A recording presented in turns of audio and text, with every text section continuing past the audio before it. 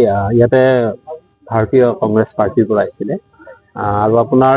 মূল নেতৃত্ব যিকেইজনে লৈছিলে 15জন মানে মূল নেতৃত্ব লৈছিলে 15জন এজনী কৈছে আৰু তেওঁলোকৰ লগত যিসকল আহিছে তেওঁলোকে খালি বহি আছিল তেওঁলোকে আমাৰ গামোচাখিনি দি কিনে আমাৰ দলৰ মাকলাটো দি কিনে সম্বৰ্ধনা জনাই কিনে তেওঁলোকক আঁকোৱালি লোৱা হৈছিলে সমুদায় মই ইয়াতে উপস্থিত সমুদায় ধৰক 150 মান আছিলে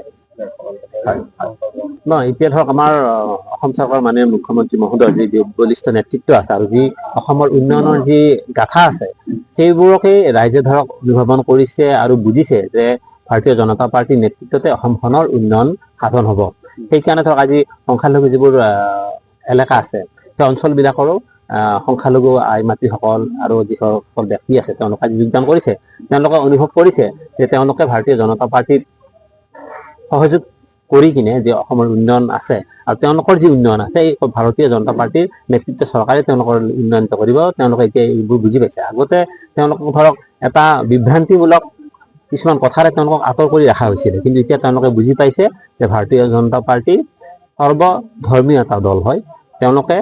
আমাৰ ধৰক ভাৰতীয় জনতা পাৰ্টিৰ এটা উদ্দেশ্য কি তেওঁলোকে যিবোৰ আমাৰ এতিয়া ধৰক ইলেকশ্যন কিবা কিবি চলি আছে সেইবোৰ আমাৰতো ধৰক খিলঞ্জীয়া মুছলমান নহয় তো খিলঞ্জীয়া মুছলমান আৰু আমাৰ অসমীয়া সকলো জনগোষ্ঠী মানুহ লগ লাগি কিনে ভাৰতীয় জনতা পাৰ্টিক শক্তিশালী কৰি ৰাখিছে আৰু আগন্তুক দিনতো শক্তিশালী কৰি ৰাখিব আৰু যিবোৰ খিলঞ্জীয়া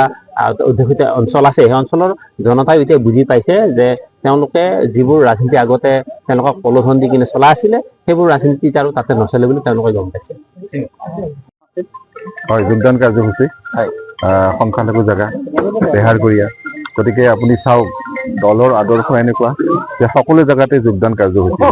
আজি চাওক এনেকুৱা সংখ্যালঘু জেগাতেও এতিয়া ভাৰতীয় জনতা পাৰ্টিৰ আদৰ্শবিলাকক সকলোৱে ভাল পায় এতিয়া যোগদান কাৰ্যসূচী লৈ পেলাই একে ভাৰতীয় জনতা পাৰ্টিত আহিছে এই দলৰ আদৰ্শবিলাকে তেনেকুৱা যে সদায় নেশ্যন ফাৰ্ষ্ট পাৰ্টি ছেকেণ্ড আৰু নিজৰ চেল্ফটো সদায় লাষ্টত আহে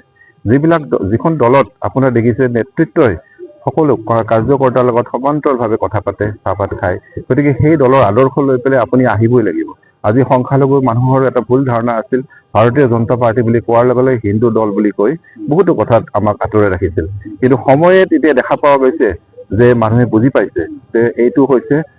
ৰাইজৰ দল এই ৰাইজৰ হৈ কাম কৰা দল যোন এইটো দলৰ লগত থাকিবই লাগিব আপুনি লাহে লাহে চাব সকলো জেগাতে আহিছে এনেকে বিহাৰতো তেনেকুৱা কথা ওলাইছিলে শেষত দেখা পালে ভাৰতীয় জনতা পাৰ্টি কিমান বিপুল হুলস্থুল লাভ কৰিলে গতিকে এইবিলাক অসমতো 2026 চনত মাননীয় মুখ্যমন্ত্ৰী ডাঙৰীয়াই কোৱাৰ নিচিনাকে আমি সাংঘাতিক সুন্দৰ ৰিজাল্ট বিহাৰতকৈ ভাল ৰিজাল্ট কৰিম বুলি কৈছে আপুনি দেখিছে বিৰোধী দল এতিয়া বিহাৰত ছিংগল ডিজিটত আহি গৈছে অকল 6খন আসন পাইছে এতিয়া আমাৰ এইবিলাক জেগাতো দেখিব আপোনাৰ বিৰোধীৰ ওপৰত বিশ্বাস নাইকিয়া হৈ গৈছে